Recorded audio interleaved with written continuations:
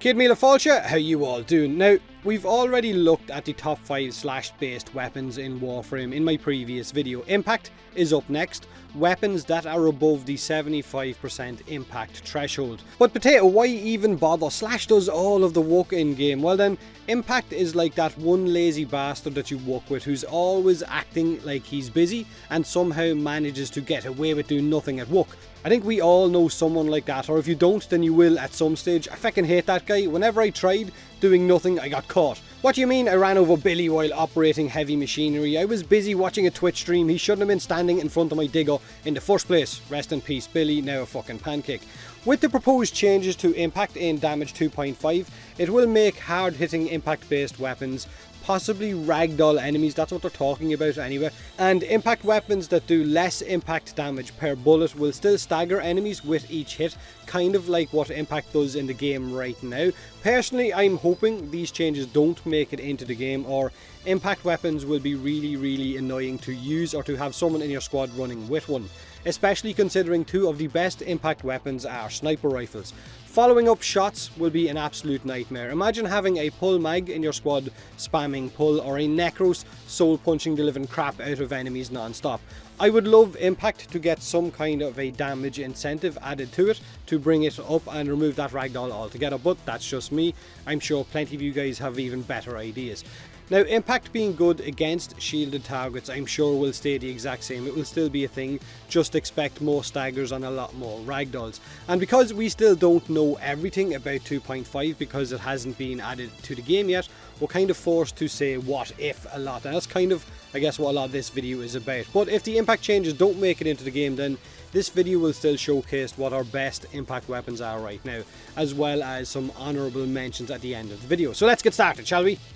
First up is one of the best sidearms in Warframe, the Euphona Prime, a mastery rank 14 sidearm that has 2 separate fire modes, and it looks fantastic. It fires 5 impact heavy slugs that deal a lot of damage, but it also has a secondary fire that fires a scatter shot that's heavily slash based, so it's got that secondary shotgun mode. You can also switch between the two depending on your target's range, or I guess your enemy type, or how much damage you want to inflict. So 90% of the Euphona Prime's primary fire is impact based, and because of its high critical chance and high critical multiplier, it hits really hard. So I would expect this weapon to be one that would cause a lot of ragdolling if 2.5 goes the way it's expected to go. But again, in close quarters, you can make use of the Euphona Prime's secondary fire mode that has the hardest hitting secondary shotgun in the game. It's good at range with its primary fire, it's great up close with that shotgun, but it has got a few disadvantages to balance out that power. Reload, projectile based slugs for its primary fire, and of course its magazine size would be the downsides, but it's definitely worth grabbing without a doubt, one of the best weapons in Warframe right now. Next up is a weapon that is one of my guilty pleasures in Warframe. It is the Rubico, a sniper that deals 80% of its base damage as impact, so stagger with each shot. It also boasts the highest crit damage multiplier of all of our snipers, and a zoom level will increase that even further. And as of right now, it's Hunter Munitions viable because of its high enough crit chance, and with this you can see those amazing forced bleeds that can kill an enemy in a few ticks. However, with the slash changes proposed in 2.5, it would make Hunter Munitions absolutely pointless on the Rubico because it deals 10 slash damage at base, so your bleed would scale off of that 10, not 10%, just 10 slash damage. Now the Rubico also builds its combo shot counter very fast, which means if you have enough heads to pop, you can ramp up its damage very quickly. Its biggest downside is its very painful 3-second reload timer, so running it with a Harrow or maybe a Toxichroma or modding for a faster reload would be recommended. However, if you mod for a faster reload, you're going to hurt the damage of the weapon, you're not going to deal as much damage. Now our third weapon is the Kraken.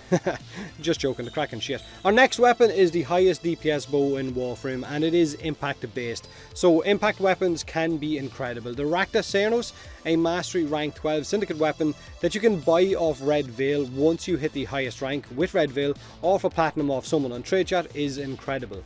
90% of the Rakta Rakta Cernos' damage is impact. It has the fastest fire rate of bows, it has a high crit chance, high crit multiplier, and it has its own Syndicate Blight effect. It's also a silent weapon, so ideal for stealth based missions, not to mention that its arrow's flight speed is faster than other bows as well, allowing for a lot less leading of those targets, which means your shots are going to hit through a lot more often. Now, the Blight Syndicate effect that comes with the Rakta Cernos is also silent, and when your red veil meter fills up through affinity, it will release a radial explosion of 1000 viral damage, and it will also restore 25% of your base energy and give you a very slight movement speed. The viral proc is very useful. I mean, it's viral, what's not to like about it? Next up is a big ass melee weapon. Well, I don't mean it's a weapon the shape of an ass, although that would be funny getting your ass whipped by an ass. It is a huge impact based weapon, but what is it good for? This is Shadow Stalker's sword, War, a master rank 10 heavy sword that drops off Shadow Stalker. That's how you get its blueprint.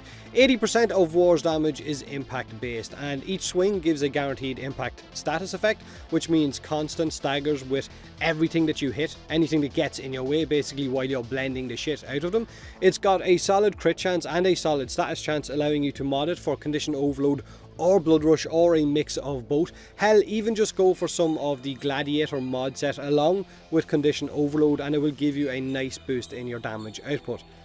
Its range or its reach is really nice, and each swing can wipe out multiple targets, so you can clean up rooms pretty damn fast. However, when it comes to melee weapons, I find personally that slash based ones are a lot, and I mean a lot better, more so than when you compare, I guess, impact and puncture and slash based primaries and secondaries, probably because right now melee weapons are the most powerful class of all of our weapons in Warframe, especially when you consider mods like condition overload and of course the blood rush, body count combo, and so on.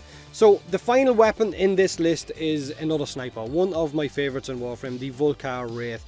90% impact damage, high crit and status chance, as well as having a nice zoom multiplier of 8 times once you use the maximum zoom on headshots.